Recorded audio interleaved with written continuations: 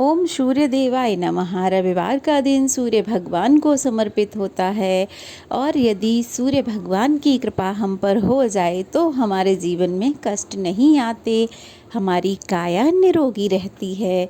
यदि हम रोज़ एक जेठ लोटा मास जल की सूर्य पावन कथा भगवान को अध्याय अर्पित 1। करते हैं तो जेठ का हमारे महीना, शरीर से सूर्य जुड़े अपनी यानी कि पूर्ण तपन हमारे के स्वास्थ्य साथ से जुड़े आकाश में सभी प्रज्वलित रोग रहता है। दूर हो जाते धरती हैं। तपती है, इसलिए हमें हवाएं रोज अग्नि सी सूर्य लगती भगवान हैं को जल और अर्पित जीव जरूर जंतु करना तक छांव की चाहिए। तलाश में आज के भटकते हैं। वीडियो में हम सुनेंगे परंतु सूर्य इसी भगवान की कठोरता में कथा एक यानी कि अद्भुत रहस्य रविवार भी को छिपा सुने है। जाने वाली पौराणिक व्रत कथा। भक्ति, तो तपस्या चलिए कथा और को पुण्य शुरू का करते रहस्य। हैं।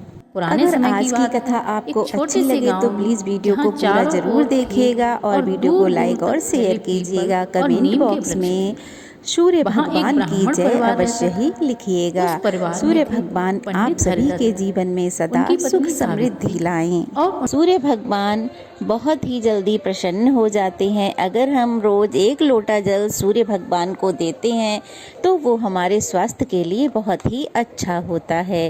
तो चलिए आज की कथा शुरू करते हैं। पौराणिक कथा के अनुसार प्राचीन काल में एक बुढ़िया रहती थी। वह नियमित रूप से रविवार का व्रत करती।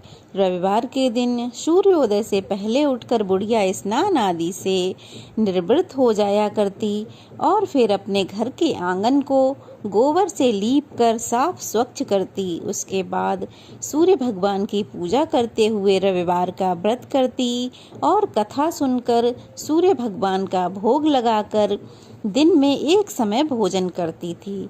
सूर्य भगवान की अनुकंपा से बुढ़िया को किसी प्रकार की कोई चिंता नहीं थी, कोई कष्ट नहीं था। धीरे धीरे उसका घर धन धान्य से भर रहा था।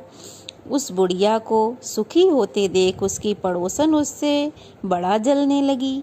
बुढ़िया ने कोई गाय नहीं पाल रखी थी, अतः वह अपनी पड़ोसन के आंगन में बंधी गाय का गोबर लाती थी अपने आंगन को लीपने के लिए। पड़ोसन ने कुछ सोचकर अपनी गाय को घर के भीतर बांध लिया कि अब ये बुढ़िया गोबर नहीं ले जा पाएगी तो आंगन को कैसे लीपेगी। रविवार को गोबर ना मिलने से बुढ़िया अपना आंगन नहीं लीप सकी। आंगन ना लीप पाने के कारण उस बुढ़िया ने सूर्य भगवान का भोग नहीं लगाया और उस दिन स्वयं भी भोजन नहीं किया। सूर्यास्त होने पर बुढ़िया भूखी प्यासी ही सो गई। प्रातःकाल हुआ। सूर्योदय से पूर्व उस बुढ़िया की आंख खुली तो वह अपने घर के आंगन में क्या देखती है कि एक सुंदर गाय और बछड़ा उसके आंगन में बंधा है। यह सब देखकर बुढ़िया बहुत हैरान हो गई।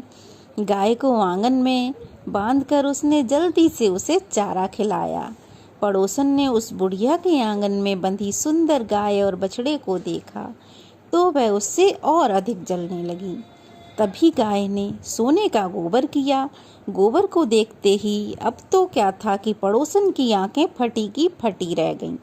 पड़ोसन ने उस बुढ़िया को आसपास ना पाकर तुरंत ही दौड़ कर गई और वह गोबर उठा लाई और अपने घर जो गाय बंधी थी उस गाय का गोबर वहां पर रख आई। सोने के गोबर से पड़ोसन कुछ ही दिनों में बहुत धनवान हो गई। गाय प्रतिदिन सूर्योदय से पूर्व सोने का गोबर किया करती थी और बुढ़िया के उठने से पहले ही पड़ोसन उस गोबर को उठाकर अपने घर ले जाती और अपनी गाय का गोबर उस जगह पर बुढ़िया के घर रख जाती। बहुत दिनों तक बुढ़िया को सोने के गोबर के बारे में कुछ पता ही नहीं चला। बुढ़िया पहले की तरह ही हर रविवार भगवान सूर्य देव का व्रत करती रही और कथा सुनती रही। लेकिन सूर्य भगवान को जब पड़ोसन की चालाकी का पता चला तो उन्होंने एक दिन तेज आंधी चलाई। आंधी का प्रकोप देखकर बुढ़िया माई ने गाय को अपने घर के भीतर बांध दिया।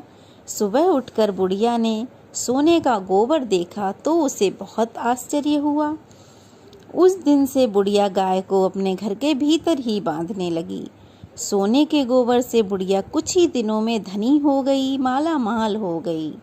उस बुढ़िया के धनी होने से पड़ोसन बुरी तरह से जल भुनकर राख हो गई। पड़ोसन दौड़ के राजा के पास गई और सोने का गोबर देने वाली गाय के बारे में बताया। राजा ने तुरंत अपने सैनिक बुढ़िया के घर भेजे और गाय को लाने का आदेश दिया। बुढ़िया उधर बिलखती रही, रोती रही, मेरी गाय को मत ले जाओ, परंतु राजा के सैनिक गाय को लेकर महल में चले गए। राजा ने आदेश दिया, इस गाय को मेरे महल में बांधा जाए। उधर बुढ़िया भूखी प्यासी रह गई, क्योंकि गोबर नहीं मिला तो वह आंगन नहीं लीप पाई और पूजा नहीं कर पाई। तो बुढ़िया भूखी प्यासी ही प्रार्थना करते करते सो गई।